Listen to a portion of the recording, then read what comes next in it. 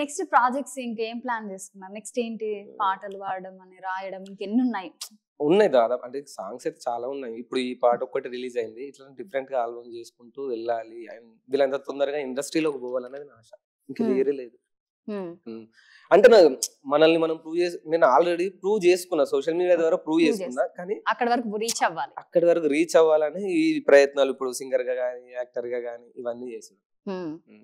ఇక multi talent ఉంటే అడిగి పోతే అన్ని మీరే చేసుకోవచ్చు.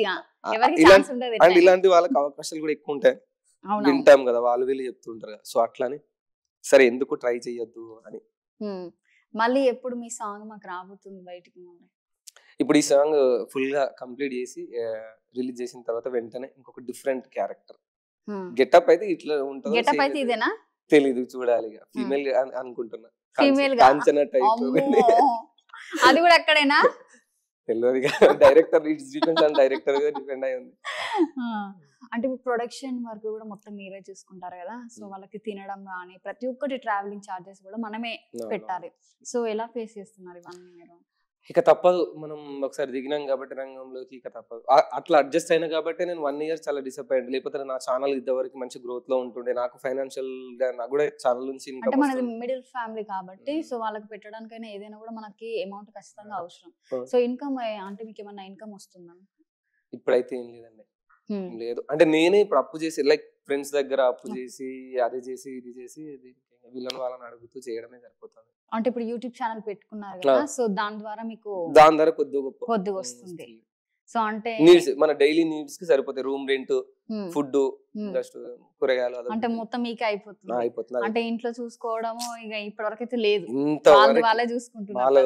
ఆ విషయంలో అదృష్టం, ఎందుకంటే ఏ తల్లిదండ్రులు ఫ్యామిలీ అయినా ఇంత ఎత్తుకి డబ్బులు పంపిస్తలేవు, ఏం లేదు, చేయకుండా రా ఇంటికి వచ్చేసేయి అనే వాళ్ళు చాలా మంది ఉన్నారు. నేను నయా పైసా ఇంతవరకు ఇవ్వలేదు, ప్రామిస్.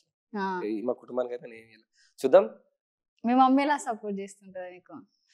అంతే, అందరు కొడుకులు సంపాదిస్తారు, ఇల్లు కట్టుకుంటారు, బాగా గొప్ప జీవితం గడుపుతున్నారు. నువ్వెప్పుడు సంపాదిస్తావు? అందరు వాళ్ళకి ఇదే ఉంటది. ఎవరు చూడు నీ కొడుకు ఇట్లా, నీ కొడుకు అట్లా అని అంటారు, వీడియోలలో చూస్తారు. ఏ పైసలు ఏం చేస్తున్నావు, సంపాదన ఏం చేస్తున్నావు తర్వాత మీరేం చెప్పారు? మీ ఆన్సర్ ఏంటి మరి అప్పుడు? అసలు నేను ఆర్గ్యుమెంట్ చేయాలి, మళ్ళీ వస్తా అంతే, ఎక్కువ ఆర్గ్యుమెంట్ చేయాలి, మళ్ళీ పాటతో వస్తా, మళ్ళీ వస్తా.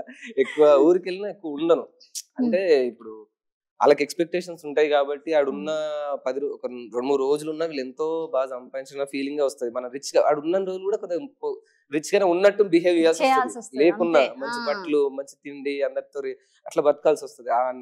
అట్లా ఏమంటారు, కెమెరా ముందంటే నటించచ్చు, నిజ జీవితంలో కూడా అసలు నటిస్తే బాగోదని నేను ఎక్కువ టైం స్పెండ్ చేయను. ఎప్పుడైతే నా గోల్, నా డ్రీమ్ రీచ్ అయిపోతానో దెన్ అప్పుడు ఇంకా నటన ఉండదు, రియాలిటీ.